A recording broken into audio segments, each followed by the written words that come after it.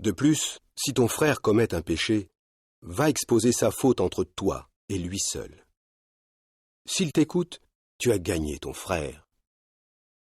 Mais s'il n'écoute pas, prends avec toi une ou deux autres personnes pour que sur le dire de 2 ou 3 témoins toute affaire soit établie. Concernant l'excommunication, 2 facteurs doivent être unis selon le collège central. L'excommunication d'un témoin de Jéhovah est prononcée, comme nous l'avons vu dans la vidéo précédente, lorsque 2 facteurs sont réunis. Premièrement, la personne a commis un grave péché, et deuxièmement, elle ne se repent pas de son péché. Bonjour, bienvenue sur la chaîne Le Fruit de la Vigne. Alors, messieurs du collège central, membres ouins et frères et sœurs, depuis les temps les plus reculés, l'homme créé à l'image de Dieu, d'un Dieu de justice, s'est attribué justement cette justice. Jéhovah prononça sa première sentence visant à faire respecter sa justice à l'encontre du premier couple humain et du serpent, qui représentait bien sûr le diable. Et bien ensuite, ces lois. Les punitions prévues sous la loi donnée par Jéhovah, par l'intermédiaire de Moïse, permettaient effectivement d'empêcher que le pays ne soit souillé aux yeux de Dieu. Ce pays, à savoir, qui deviendra un exemple pour les autres nations. Ceux qui pratiquaient ces choses détestables aux yeux de Jéhovah étaient bien sûr ôtés du milieu de son peuple. Comme c'est le cas aujourd'hui par l'excommunication, bien sûr physiquement on ne va pas lapider une personne, mais ça permet de décourager la décadence morale avec ses conséquences entre autres. Il faut savoir qu'à l'époque de Moïse, les principaux crimes étaient punis de mort. Alors il y avait 4 façons que la Bible nous dit pour tuer, pour punir de mort. On pouvait soit trancher la tête de la personne, soit on le brûlait, il mourait par le feu, soit par strangulation, mais on garda uniquement la dernière, c'est-à-dire par lapidation. Alors quels étaient ces crimes envers Jéhovah ? Eh bien on retrouve le blasphème. Curieux, n'est-ce pas ? Aujourd'hui, il y a tellement de blasphèmes qu'il n'y aurait plus personne sur Terre. Il y avait aussi l'adoration de tout autre Dieu que Jéhovah, c'est-à-dire l'idolâtrie, sous toutes ses formes. Le seul problème, c'est que lorsque l'on lit la Bible, on a une intention où souvent on veut faire le mal, pas faire le mal, mais en tout cas on balance des rumeurs, parce qu'on ne sait pas utiliser la Bible, on croit tout savoir. Alors j'arrive, je te balance une seule phrase, regarde ce qui est écrit à tel endroit, et baf, ça y est, j'ai la parole du Seigneur, et je te redresse. Et on balance des rumeurs, et des rumeurs, et des rumeurs. Parce qu'on a une méconnaissance des Écritures, parce qu'on ne les a pas assez étudiées. Ou parce que des personnes nous ont dit, oui, mais ça, c'est de la fausse religion.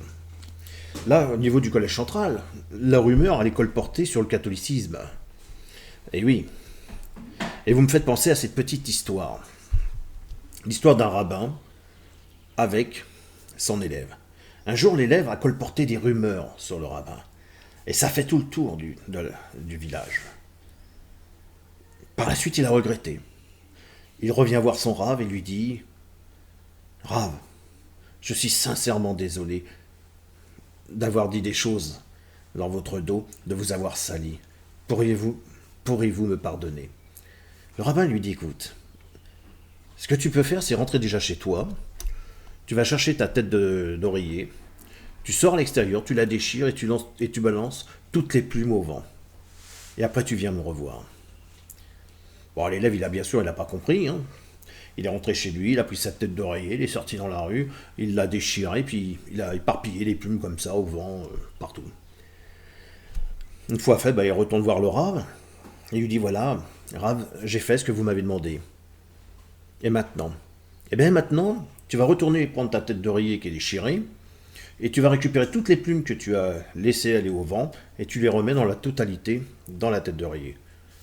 Là, le rave, il dit, c'est pas possible. Il n'est pas possible que je puisse récupérer toutes les plumes, il y en a qui se sont envolées très loin, je ne saurais jamais où les retrouver. Et là, le rave, il dit, ben voilà, c'est exactement pareil pour moi. Je te pardonne, mais la rumeur que tu as laissée, que tu as colportée sur moi, elle restera toujours gravée, car tu ne pourras jamais enlever jusqu'à la moindre trace de ce qui a été colporté. Eh bien, c'est ce qu'on fait aussi avec le catholicisme. On utilise la parole de Jéhovah, et avec la parole de Jéhovah, on colporte des choses par ignorance. Et parfois, ça pourrait mériter l'excommunication, surtout, puisque ça fait partie justement de l'adoration et autres. Et le fait d'amener un faux témoignage, le collège central devrait être condamné pour cela. Et puis ceux qui exécutent ce que le collège central leur demande. Alors pourquoi ? Bien parce que la première chose que je vais faire, je vais prendre ma Bible, je vais ouvrir Exode chapitre 20, le verset 4, et je lis « Tu ne dois pas te faire d'image sculptée, ni de forme qui ressemble à quoi que ce soit qui est dans les cieux en haut, ou qui est sur la terre en bas, ou qui est dans les eaux sous la terre. » Et là, je vais arriver brandissant ma Bible. Ouais, moi j'ai la vérité. Regarde ce qui est dit. Sauf que est-ce que l'on sait ce que c'est vraiment de faire une idole? Qu'est-ce que c'est de créer une idole, de la servir et d'en être vraiment soumis. Mais je crois que beaucoup ne le savent pas. À l'inverse, le livre d'Exode, chapitre 25, à partir du verset 18, que l'on va écouter, va nous donner plus de renseignements. Écoutons. Tu devras faire 2 chérubins d'or, tu les feras en ouvrage martelé aux 2 bouts du couvercle. Fais un chérubin à ce bout-ci et un chérubin à ce bout-là. Vous ferez les chérubins sur le couvercle à ces 2 bouts. Les chérubins devront déployer leurs 2 ailes vers le haut, abritant de leurs ailes le couvercle, leurs faces l'une vers l'autre. Les faces des chérubins seront en direction du couvercle. Vous avez entendu? Tu devras faire 2 chérubins d'or. Tu les feras en ouvrage martelé, debout. En fait, là, dans ce passage, Jéhovah demande qu'on lui fasse des chérubins avec des ailes. Mais qu'est-ce que c'est un chérubin? Eh bien, on retrouve une traçabilité sur Wikipédia, vous allez voir. Voilà. Et là, on a l'exemple de ce qu'est un chérubin. Ah, ça saute aux yeux, n'est-ce pas? Qu'est-ce que vous en pensez? On ne peut pas dire qu'on ne sait pas. Voyez, on a la figure d'ange qu'on trouve, voyez, comme dans la religion juive et chrétienne. Une créature de sainteté. Un mélange de lion, de taureau, d'oiseau et d'homme. C'est pratiquement, vous voyez, pour celui qui voudrait pratiquer, mélange lion, taureau, oiseau, homme. Celui qui veut pratiquer, la tarologie, on retrouve la dernière carte de tarot qui représente le sphinx.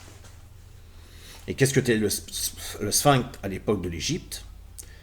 Là, on va pas faire l'histoire là-dessus, mais pour vous montrer qu'il faut faire attention. Il faut se méfier de manière à ne pas colporter des choses sur les autres. Et oui, là, vous voyez, on a touché la sorcellerie, le spiritisme. Nous avons eu la violation du Shabbat, parce que c'est pareil, comme je l'avais dit dans une vidéo précédente.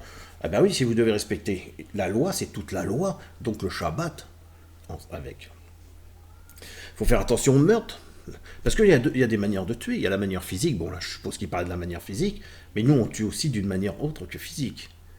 Spirituelle, on peut tuer une personne. En la bannissant, en l'excluant, on peut la tuer physiquement cette personne, mais actuellement, spirituellement aussi. On a le mensonge. Alors ça, c'est intéressant. Bon, on a l'adultère, et on a le mensonge de la femme qui se prétendait vierge au moment du mariage. Comment est-ce possible? Eh bien, dans certains pays, figurez-vous que cela rapporte de l'argent aux médecins de recoudre l'hymen avant le mariage de la jeune fille. Et oui, combien ont des relations sexuelles? Et puis le jour qu'ils doivent se marier, pour entrer dans la religion, ils se font recoudre l'hymen. Comme ça, le fiancé et ou le marié, en tout cas, a l'impression d'avoir été le premier. Il a vu du sang, il est content. Donc on a l'inceste, la sodomie, que ce soit avec un homme ou avec une femme, la bestialité, le rapt, les coups ou insultes à son père ou à sa mère. Alors c'est vrai qu'on a toujours l'impression que les coups et les insultes peuvent être physiques, mais ils ne sont pas que physiques. On peut donner des coups, des blessures à quelqu'un verbalement. La parole fait plus de mal et laisse plus de dégâts une fois qu'on a dit quelque chose. C'est pour ça que des fois, il vaut mieux se retenir de faire le mal. Parce que quand vous dites quelque chose à quelqu'un, que vous le détruisez verbalement, c'est plus que douloureux. Donc on a le faux témoignage, dans le cas où l'accusé risquait la peine de mort. Ça, on peut le retrouver peut-être dans ce qui se fait au niveau de l'organisation lorsque l'on veut protéger une personne qui a commis des actes qui sont vraiment délicats au niveau de son pédophilie et autres. Le fait de s'approcher du tabernacle sans y être autorisé, et toutes ces procédures étaient destinées, bien sûr, à préserver la nation d'Israël de la contamination et à assurer la protection de chacun de ses membres. Aujourd'hui, au sein du peuple de Jéhovah, l'observance de la loi protège ainsi l'organisation et les sanctions prises à l'encontre, bien sûr, de quelqu'un qui endommagerait le bien d'autrui est pensée de manière à soulager la victime et de lui procurer une compréhension. Mais peut-on résoudre, par exemple, une peine criminelle qui relève de la cour d'assises? Est-ce qu'on peut l'appliquer avec l'Évangile selon Matthieu, chapitre 18, verset 15? Dans le cadre de la pédophilie, lors de mon échange avec Arnaud Dumouche, une enfance face aux prédateurs sexuels, j'explique justement certaines affaires qui peuvent être jugées en interne et d'autres pas. J'explique aussi comment on stipule les procédures de l'organisation. Quoi qu'il en soit, la loi leur impose de reporter tout cas de pédophilie aux autorités locales. Regarde, on va regarder un petit bout, puis je mettrai le lien. De toute manière, c'est dans l'ensemble de mes vidéos. Écoutons. Extrêmement grave. Donc, c'est en train de sortir des choses analogues, c'est-à-dire des pasteurs qui ont des cours de maîtresse de tous les côtés et avec des chiffres plus importants que ce qui a été dénoncé dans l'Église catholique. Voilà. Donc, c'est un problème de génération. Ce que je dirais pour l'Église catholique, et je vais te laisser parler maintenant, voilà, après avoir été très bavard.